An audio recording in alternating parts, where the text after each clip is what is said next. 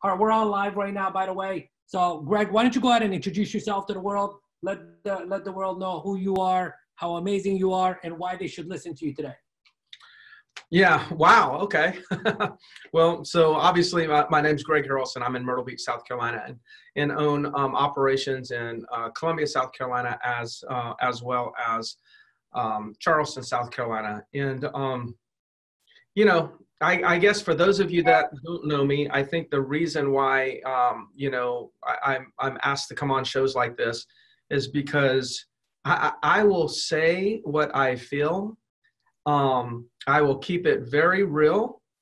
I'm really not concerned whether or not it's popular or unpopular. I'm just committed to it being effective. And, I do run a company, and my model is coaching. So it's very common that I'll bring agents into business that have never been licensed, get them licensed, and they're doing 100 transactions closed year after year after their third year, or 40 deals closed their first year. And keep in mind, that's first year, meaning they got their license and 12 months later, it's 40 transactions. So I have a passion for developing talent and sharing. I've got a track record, I think, that speaks for itself, and here I am. You know what? Your track record does speak for itself. You are, you've been in the industry for a very long time. You are a legend. And, even people like me and people from all over the country, are paying very close attention to what you're saying, because you said that, you say things differently because it's not about being liked. It's about, just looking at the reality of what it takes to, grow yourself as a person, grow your business. And at the end of the day, not only you grow, but serve your community at the same time. So I just want to publicly say thank you very much for giving me the opportunity to be on the same stage as you. It's an honor for someone like me to be, in the presence of someone like you. And Greg, I wrote down some very specific questions. Well, first of all, before we even go there, your Facebook group is called Real Estate Sales Solutions, right? Yep, Real Estate Sales Solutions. Okay.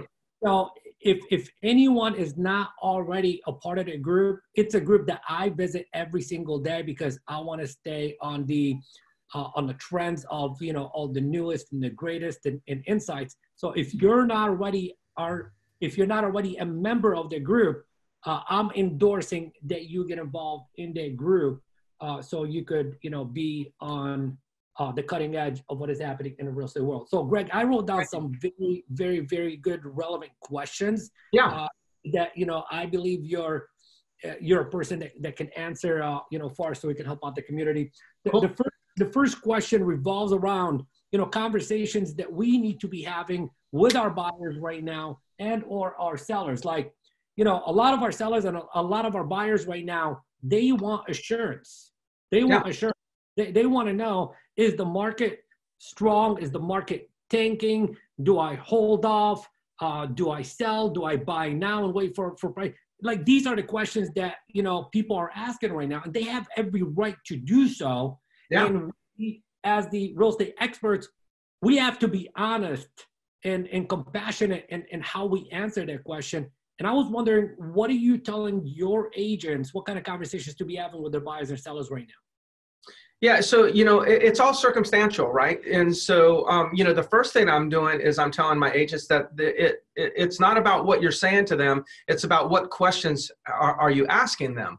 So I think when a market shifts, now, when I talk about a market shift in this conversation, we don't know really if the market's going down, it's going up. It's a little early in this whole process. So, but there is a shift that has occurred, and it's a shift from certainty to uncertainty. So let's just say that that's the market shift right now. The market has shifted from certainty. Agents are bowing up their chest. Mortgage brokers are just like, I'm crushing it on Facebook. People taking pictures in their jets and their new this and all this bullshit. So there's a lot of certainty, and that's what happens when there's all this certainty. But now all of a sudden there's a lot of uncertainty. So what are people posting now? Well, here I'm at home with my family, and it takes things like that to remind us that we're supposed to love our children. It's like, notice just the shift in the Facebook posting. And the shift is because we went from certainty, maximum certainty, to a lot of uncertainty. So to answer your question, you know, what I'm sharing with my agents is, how do you converse with buyers and sellers where you can identify what their level of uncertainty is, and then what is the subject or topic of their uncertainty within the real estate space. Now, once you take the time to understand that, then you can speak to it. So, but what's important is you've got to take the time to understand that, or else you could create things to say, but you may not be speaking to their uncertainties. You may be speaking to your assumptions of their uncertainties. And when that occurs in today's market, they're done with you. They're done with you. It is truly all about them, but you have to identify what is it about them that really makes a difference. And you know, we can go deeper in that. I want to stop there for a minute and let's go back and forth to see what you're thinking. Well, here's exactly what I'm thinking. I'm thinking that a lot of people are immediately grasping towards, like, do you have a script for me? Okay, right. When you know, I love scripts, and I got a love-hate relationship with scripts, because you know, scripts, you know, sometimes they take you away from the human element. And what you're saying right now is, right now, it's not about, you know, the opening line. It's not about, you know, the second line on the script. It's about, like, the discovery process. Are they certain? Are they not certain? And specifically, what is it that they are uncertain about? You know, what is their, you know, worry or fear about? Are they in a financial position to where they don't need to sell right now? Or are they crunched and absolutely have to make a move and they're looking for your expert advice? So what you're saying is, you know, what we need to do is we need to enter their mind, enter their world, find out where they're at, and then based on that, lead them in the path that is going to be in their best interest, not for you to make a paycheck. Yes, exactly. And so one of the scripts that most people are probably going towards right now, oh, it's still a great time to buy. Interest rates are at a record low. Interest rates have been at a record low for the last 5 freaking years. Like, when does that script know? It's tired.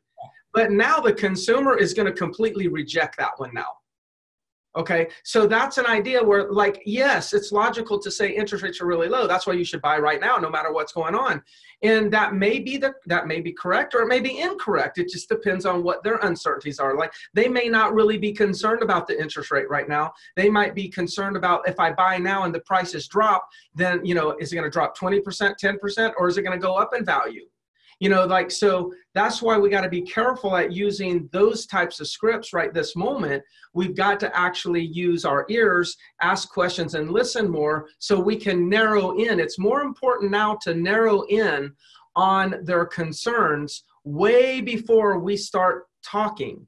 Because people are too sensitive right now. Now, if somebody says, well, I'm a little bit concerned that if I buy right now, you know, the market could go down and I could miss an opportunity. And that, you know, may be true. I may say to you, you know what, if I was in your shoes and I was considering buying, I might actually, that exact thing or that exact thought would probably cross my mind also.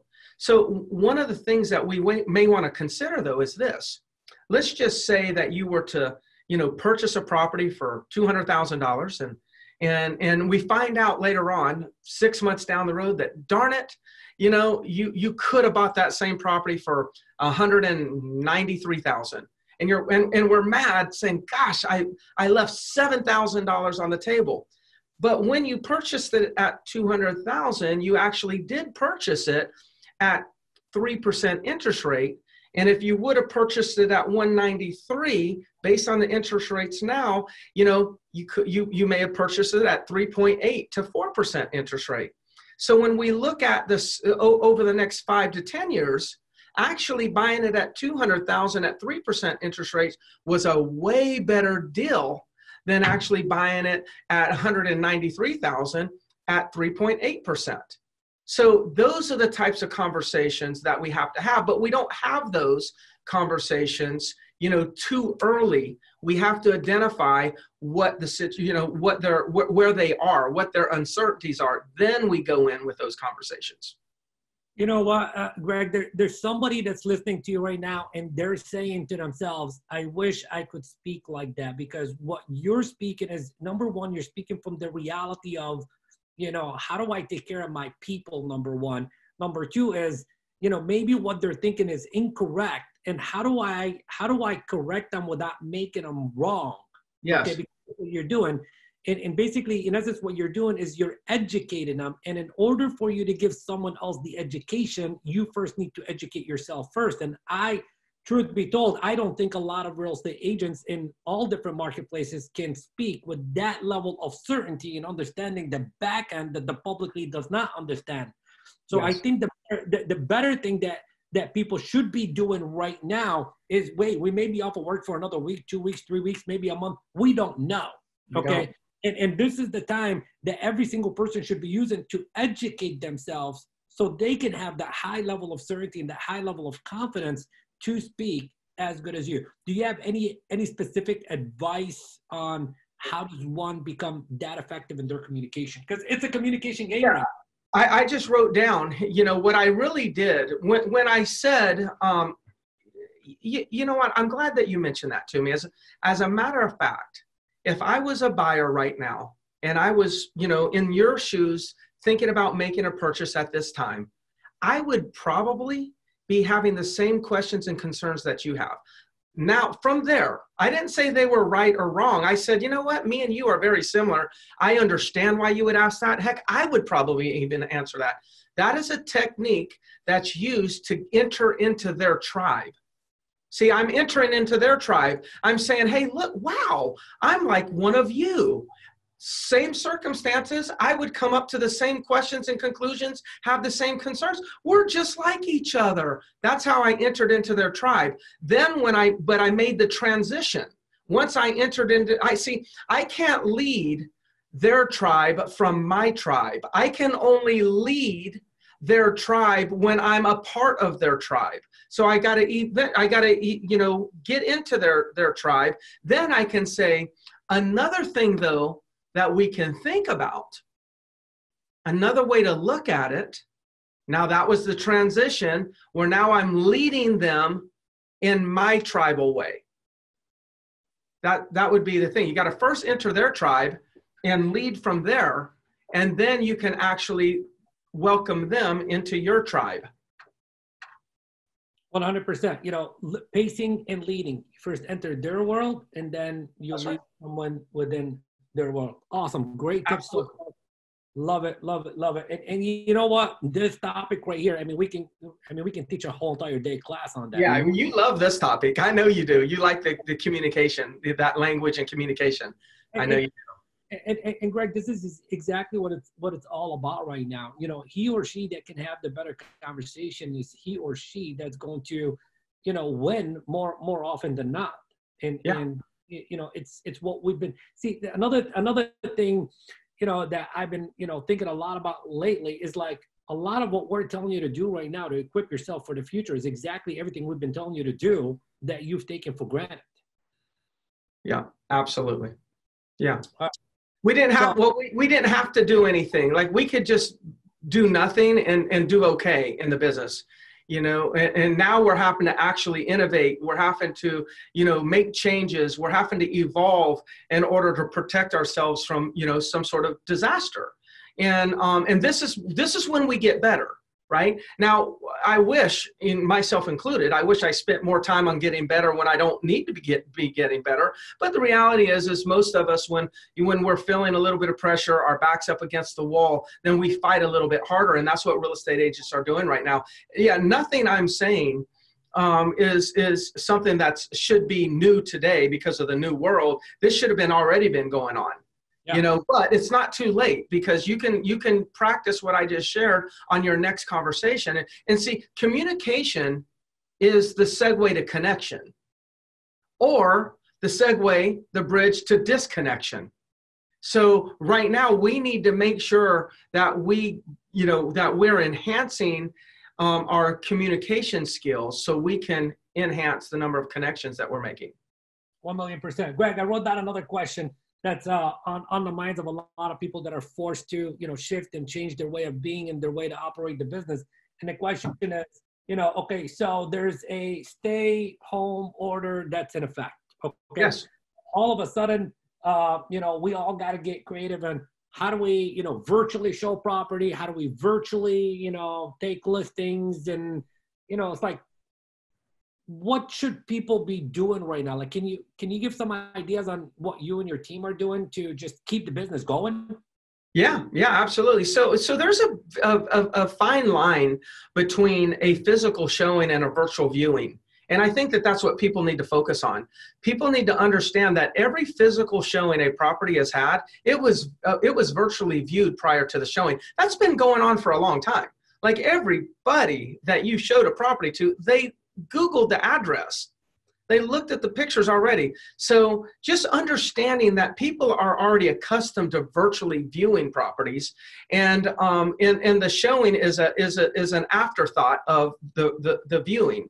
So what we want to do is we want to enhance the information that's being provided to those people that are virtually looking at properties right now. Now that may look, I don't personally believe there's an actual objection handler that exists that would exist without adding additional legal liability to yourself when it comes to convincing a seller who's 70 years old that says, you know what, I don't want any showings because I'm afraid to get sick, and my father or my husband has had cancer. Now, I don't think there's an objection handler for that. Now, if you guys want to play that game, then go ahead. Everyone has their own level of risk tolerance, right? And my risk tolerance is like, I'm not going to actually try to convince them to let me bring strangers in their house in that scenario. So to me, there are going to be times. Now, there's going to be times where it's perfectly fine. So I'm not saying nobody should show properties. That's not what I said. But I think there's a lot of time being spent on what's the objection handler for that. And I do believe that there's going to be people that get in trouble for that. Because once we overcome that objection, then we're actually probably going to be a little bit more, there might be a presumption that we may have convinced them that it's very safe. And then if they were to get sick, then they could say, well, you said it was safe. Now what are you going to do? Okay. So I don't really focus on objection handlers on this subject right now. But what I do is I talk to the sellers and I let them know, hey, before we take the property off the market, or before we, put our plans on hold, why don't we do this? Why don't we go ahead and list the property now? And what we'll do is we'll actually disclose a future date that will start to allow showings. Now, I know that right now we may say May 1st will be that date. And if we get closer to that date and you're not comfortable, we can always change that date. But why don't we go ahead and start marketing the property now? Go ahead and put a date of when we'll allow showings. I'm very creative about how to virtually market property. I'll double or triple the amount of views, the amount of eyeballs that I normally get for my listings. I'll do that. And I'll actually start creating a preferred buyer list for the people that actually inquired about your property that I notified they could see it at this time. So by the time we open it up for showings, I might have 10 to 12, 13 showings within the next 48 hours, for the first 48 hours, and get multiple offers. So this way, we're actually still moving forward. We're increasing demand by increasing views, and then we're setting a time frame when they're all going to be able to physically show it. And that would be a lot better than putting your plans on hold, don't get any virtual views, and then put your property on the market when the other 1,000 people that are thinking the same thing you're thinking come on the market. Now you've got an oversupplied market, and that's going to be in the favor of the buyer. And then if the people that are going to sell are going to be the ones that drop the price the most. Now, I don't think you want to lower your price. I think you want to keep your price. Is that right? Yes. Okay, then this is how we need to do it. Love it, Greg. And that's exactly what I've been training, the people that I'm working with on. And, some of them have already taken the listings. It's got a future, to determine future list date. Sure. It's even got, a contingency on there saying if the market does change by the time we go live and price is changing and we don't agree to price, then you can back out. But in the meantime, the thing that they're saying is, look, when everybody is back to work, when people are, looking at property again, people are selling property, the faster you get in the market, the more of your equity you may be protected. Yeah, there you go. I agree. Love it. Awesome. All right. I think See, there's always a way, right? The only thing that changes when the market shifts from certainty to uncertainty, the only thing that really shifted is the conversation. It's just it's up to the real estate agents to, become current and relevant with their communication. That's all that shifted. and I think that's literally the most important skill to master, because at the end of the day, Greg, you and I both know that, number one, yeah, we're having a conversation. Number two, we're talking to other agents, we're talking to other brokers, we're talking to lenders, we're talking to title reps and everyone else that's involved in the transaction. At the end of the day, it's nothing more than a combination of conversations. That's it. And the better you are at having the conversations, the better results you're going to produce for you and your clients. So look, I think it might be a little bit too soon for anyone to predict exactly what's going to happen, because today is March 30th, and a couple of more days, mortgages is going to be due, and everybody's got to maybe we don't know who's going to pay and who's not going to pay. So until the numbers speak to us, we can't say one thing or another, but be prepared. Yeah, that's it. But be prepared. And if you're prepared for let's say if we're prepared for a recession and there is no recession, guess what? You're going to excel even more. No downside in preparation. No downside in preparation whatsoever. Okay. So what about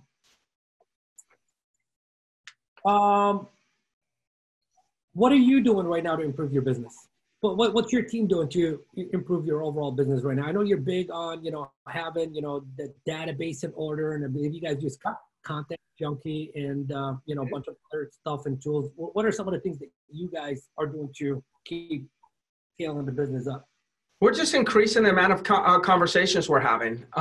So we're working on what is the conversation today, right? Like how do we word things? How do we frame things? How do we ask questions today to find people's, fears, and, how do we address those things? So it comes down to number one is understanding and kind of improving your skills when it comes to the dialogue, which we've kind of talked about a lot so far today.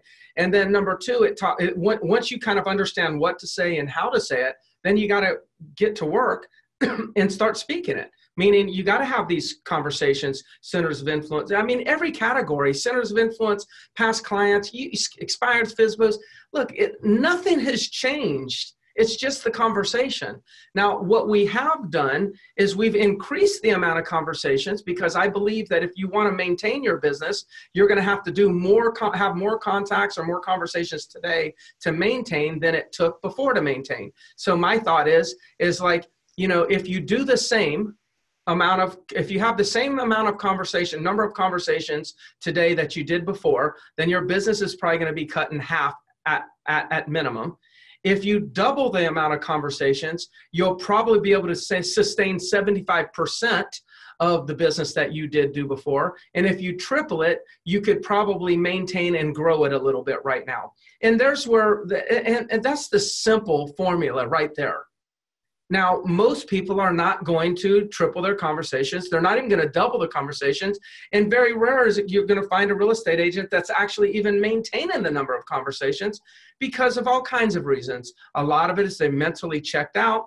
They're distracted by the children, the dogs, the birds, the pool in the backyard, and all these things, right? And I don't make light of those things. These are real distractions. These are things that life that we have to deal with, right? And that's why I'm concerned about a lot of real estate agents, is because, we've got 6 months ago, we had a tailwind. People could, it's kind of like that tailwind, like you're riding on your bike and the wind's behind you and you look down and you're like, man, I'm going 25 miles an hour, thinking, man, I'm strong. But then all of a sudden, now we got a headwind. And you're going 15 miles an hour. Like, how does that feel? The reality is that when we had a tailwind, we were never actually that strong. There was something assisting us. Now that we have a headwind, we're actually not that weak either. There's just oncoming pressures. What we have to do is we have to focus on that if we're going to increase or maintain our speed, when we've got a headwind, we got to crank harder. On Real Estate Sales Solutions today, I just said, hey, It's time to grind. Time to grind. Got to crank harder in order to maintain the speed. Look, people can argue with me, and I challenge everybody. You know what? You know, you probably wouldn't want to do this, but I will say it. I'd be happy to debate this with anybody you want to bring on as a speaker. I don't know that they would want to debate it with me, and I hope you don't think that that's cocky.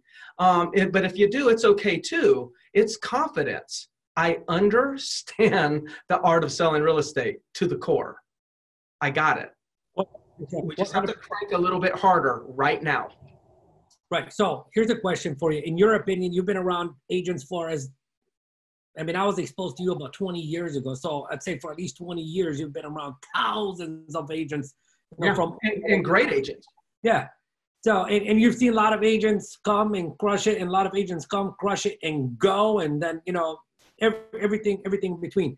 I'm just curious, in your opinion, to find out, now that you're saying, okay, you got to grind right now, you know, you got to crank harder. And a little bit before that, you said a lot of agents ain't even gonna, you know, double the amount of contacts or triple the amount of contacts. What percentage of the agents do you think might be exiting the business as a result of that? You know, that's a tough one. Yeah, I really don't know. I mean, I've played with that conversation in my head. I've asked other people's opinions, including people that are way, way smarter than I am. And I haven't really heard anybody give a real answer to that. I really don't know. I really don't. I do believe that there will be winners out there that they'll go in, they'll accept the challenge, and they're going to gain market share. I believe there's a lot of people that are going to lose, you know, a grip on their business, and they're going to lose whatever market share that they had right now. And unfortunately, I do believe that in the MLS, there'll probably be a decrease in the number of real estate agents that are within their membership. I don't know how much that'll be. You know, in the last downturn back in 2007, those years, you know, it was probably 40% of people went out of business. I think it was somewhere in that range, or at least my local MLS roster went down by about 40%, somewhere in that range. I don't know that we're going to experience something like that. I really don't.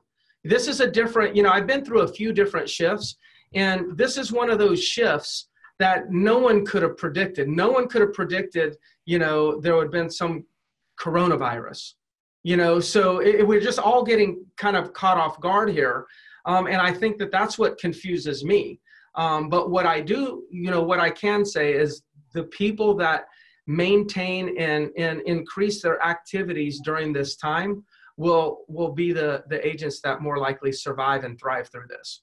Right. At the end of the day, I say, you know what, regardless of any industry that we're in, there's a lot of good people in the industry, and I really don't want to see anyone exit the industry. I want to see everyone do good. And, you know, that's why you and I are doing what we're doing to help some people, you know, save their career. Okay. Yeah. Help people maintain what they got, and help some people, you know, thrive in spite of anything.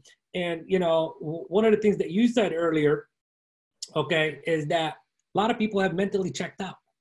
A lot of people have mentally checked out. So what advice would you give to that person that's mentally checked out on how to check back in? Yeah, that's a great question. It really is. You know, the first thing that comes to my mind is this: you've got to check. It's going to start with checking in to some sort of routine.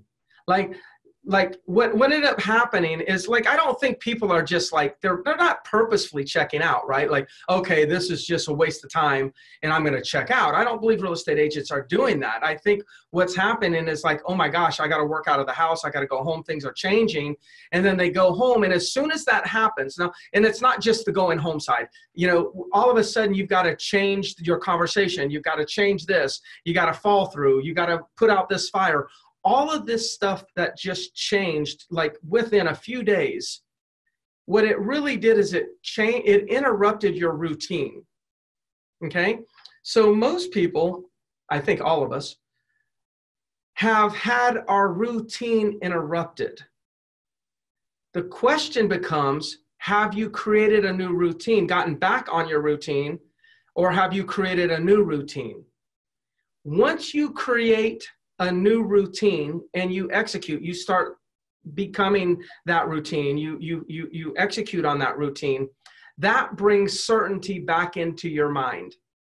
And when you bring certainty back into your mind just by a routine, that's when you'll start to check back in. That's why on that, I'm communicating all the time and saying, continue to wake up at the same time you woke up before. Just because you don't have to go in the office, continue to wake up at the same time. Continue to exercise. If you exercise at the same time. Continue to shower and dress as if you were going to the office, and then go to wherever it is you're going to work out of the home or wherever you are. These are all routines. When we stop those routines is when we're at risk of checking out. I can assure you, if you're dressed up at home, I'm not at home. I've got an office that I'm in, but I just come into my building and I come into this office and no one comes in. I'm pretty much in quarantine when it comes to like the room that I'm in. And then I leave here and I go directly home. Okay. That is allowed, by the way, in our county. So I'm not breaking any rules there. But what I'm doing is I'm keeping the routine as best as I can. And that keeps me checked in. Right. When I get out of routine, I start checking out. And listen, I can check out quick. I really can. I'm one of those that needs the routine, to maintain and be disciplined. Right. And you know what, Greg, one of my clients, he said this to me. He goes, not only do we need to keep the routine, but we got to creatively keep the routine.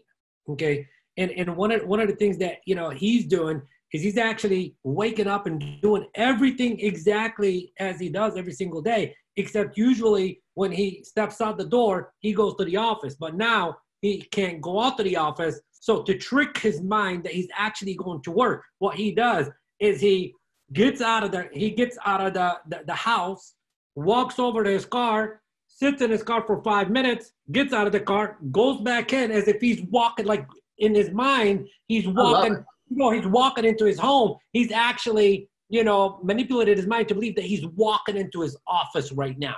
Yeah. Okay.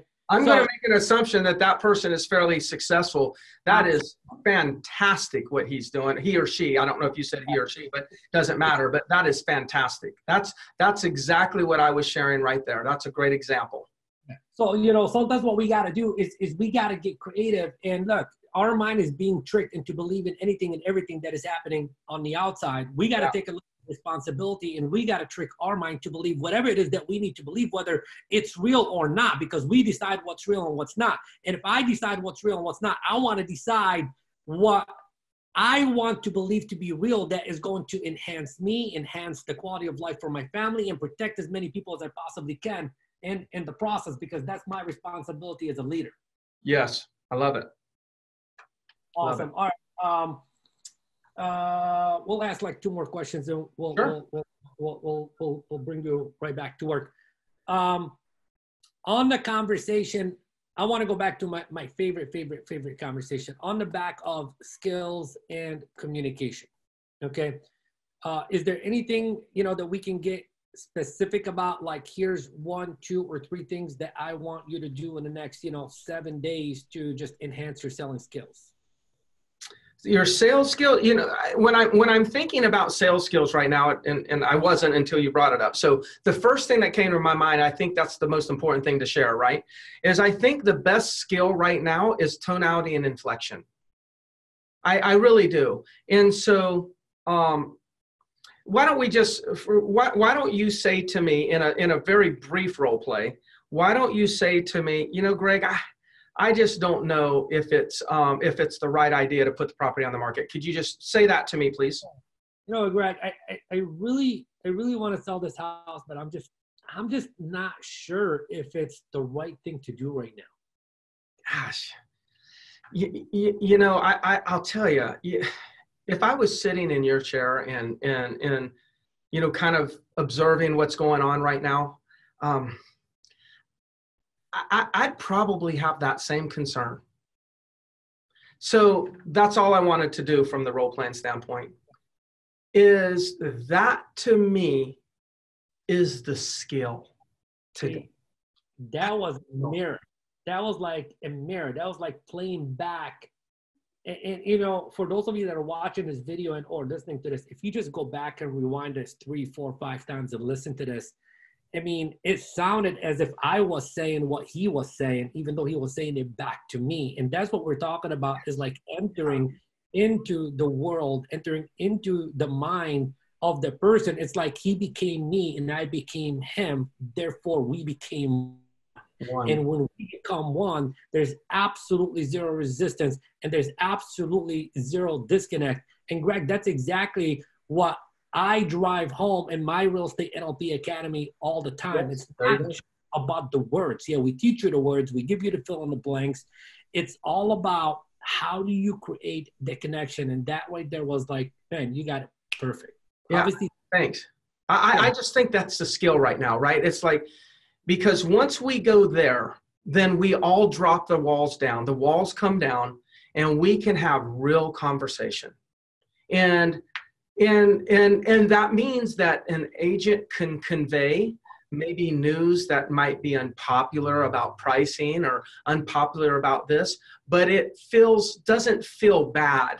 It doesn't feel like a sales pitch. It doesn't feel like manipulation. It's like they feel like they're just talking to their family member. And that's the key. That the skill right now is for everyone to just lower down the walls and the guard and have a real conversation. And then at the end of the real conversation, it'll be obvious what we need to do, whether we need to sell, whether we need to buy, whether we need to hold off.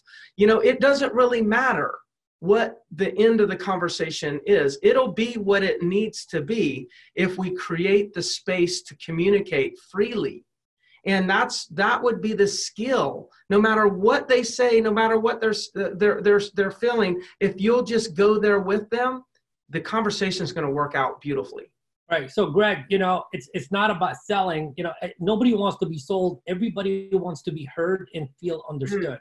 Yeah. And you know, one of the things that you said, and I want to take it a little bit further, is you said, you know, they want to speak to you as if they are speaking to a family member, when in reality, people nowadays can barely even talk to some of their family members, so they need to feel like you are their favorite family member.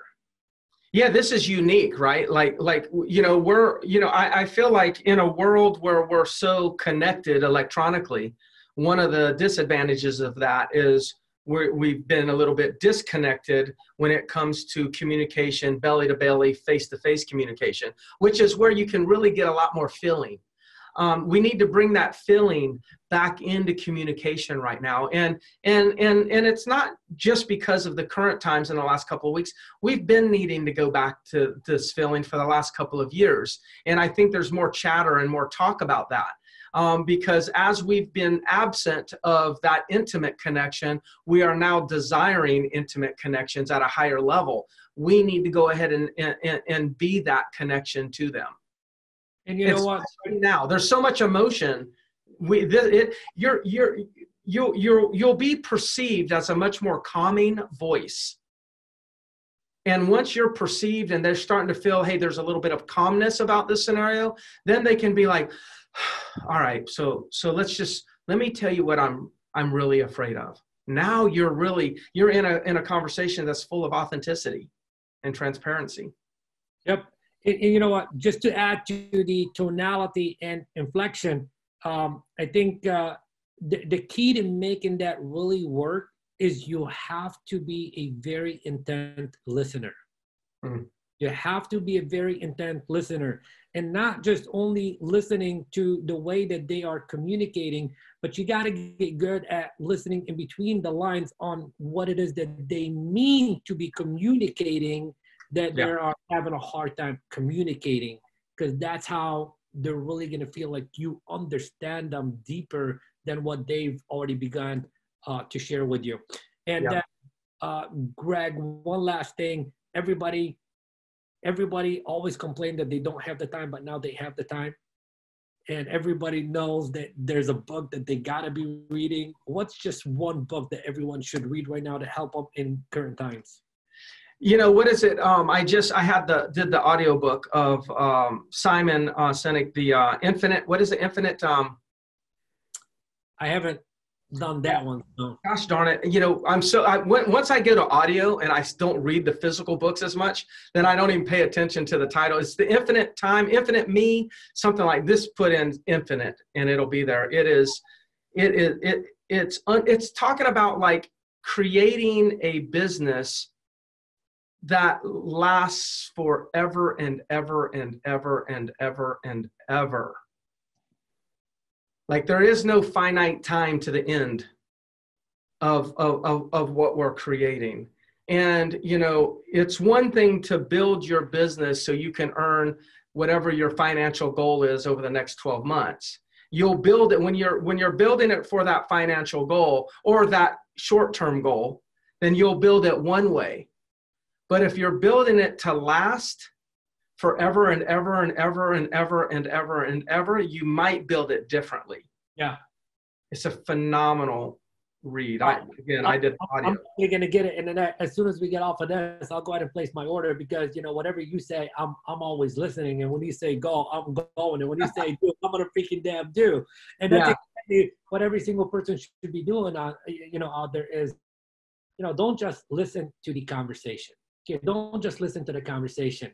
You know, if one of my mentors, I'd say about in 2009, he said to me, I want you to glue the following inside your eyelids. And he said, speed of implementation. It's not about hearing it and then letting it sift through your mind and process and analyze and all that good stuff. It's like, take the freaking action immediately, imperfect action. And even if you fail at it, you're not actually failing because then, see, that's the power of mentorship is different mentors say different things. And then you put the together, you know, and then, you know, Matthew Ferry told us, hey, there is no such thing as failure. There's only feedback, you know, and then, you know, then Thatch said to us, hey, Thatch and Matthew said, hey, what is the worst case scenario? You freaking damn learn something. You grow, you know?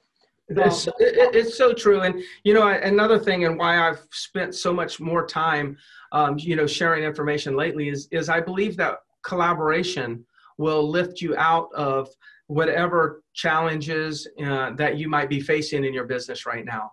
And what I mean by collaboration on our Facebook page, one of the things that we just did is I just did a video on really collaboration, but I call it mind storming, then mind sharing, which is we're going to, I created a little challenge for everybody to answer these certain 5 questions and give 5 answers for every question and then send it back to me, email it to me. And when whoever emails it to me, and I believe there'll probably be, you know, 50, 100 people will do it. Then that means that those 5 questions will get a total of around 2,000 answers. Out of those 2,000 answers, I'm going to then go ahead and weed out all of the duplicates. And anybody who shared and completed the assignment, I'm going to go ahead and have my graphic designer in-house create an ebook and send it back to everybody. And I've done this before, and after duplicates, what'll probably happen, if let's just say we had 200 answers or 2,000 answers, we'll probably have around 800 that will be unique. Because it'll be about 40% unique, 60% will be duplicate. I'll go through and get it down to the 800, and then I'll publish that back to the people who participate. It will not be shared with anybody that does not contribute, and they have to contribute all 25. If they do 24, I'm not sending it back. And people that know me know that I won't. And if people actually give it to me on Monday instead of Sunday, which is the deadline, I won't be I'll look at it, but I'm not putting it in and I'm not sending it back. That's just, we have to have integrity. There's, you know, and I have to be able to manage my staff and whatnot. So this is the rule. So any of you all that want to play that game, you know, like you said, you sent them to Real Estate Sales Solutions, that Facebook page. I hope all your members, you know, and audience will play that game, because what ends up happening, I mean, think about it. We have 5 questions and have 2,000 answers, narrow it down to 800. We've just got the playbook to finish the rest of the year strong. So I welcome everybody to play that game with us. And I believe you and Abe did that video a little bit ago today, right? Yeah, we just did it. Yeah. If you haven't already done so, you might want to mark that as an announcement. So all the new members that come into the group, it'll be easy for them to, you know, just find that video, because I'm sure they want to play that game. And guys, it was like an 18, 19-minute video. You know, I watched the video. And, you know, and by the way, man, I don't know Abe personally, but I just want to like publicly acknowledge him because, I mean, the man, from what I see, is stepping up. He understands the game. He's playing the game. And I don't know him personally, but, you know, I'm like, I just want to acknowledge him because, you know, for you, I want to acknowledge you for building such a leader and having someone on the team like that as well too. So you guys are doing an amazing job. Yeah. You know, a little bit of background about Abe is, you know, Abe's only been in the business, maybe now he's been in the business going on 5 years, but his third year, he did 100 deals coming from a new being brand new as a license, new license. But what people don't know about Abe is Abe and I have been best friends for 30 years. We live right next door each other right now. You know, I'm sure when I'm cooking out this evening, he's going to see the smoke and he's just going to come and get stuff off my grill. Right. And hopefully he doesn't take it all because we're that good of friends that he might do that too.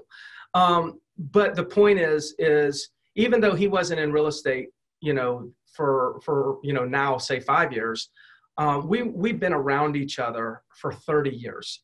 And so he knows a lot about real estate. I mean, I don't know how you could be around me for 30 years and not find yourself in real estate conversations or communication conversation. So he's been to Matthew Ferry. He knows who Thatch is. I took him to Matthew Ferry before he was ever in real estate. Landmark, been to done so much of that stuff together. So he's really, really on the top of his game. You know, beyond just real estate. I mean, he's really a great contributor. And it has a lot of value to give. There's no question about it. Awesome. Well, Greg, as always, it's a pleasure. And if there's anything that I can do to support, you know, your team, you know, please reach out to me. I'm just a phone call away. I'm here for you guys. Love you guys and appreciate the time. And we appreciate your posting and the material that you put out on Real Estate Sales Solutions. We really do. And that's the whole point. The group is not just for us to, like, you know, post stuff. It's to get other people. And then I'm a stickler when somebody posts something that I don't like open house stuff, and I delete it in seconds. Yeah, me too. Well, Thank you very much, my brother. I so appreciate you and hope to have you on here again in the near future. We will cross paths many times.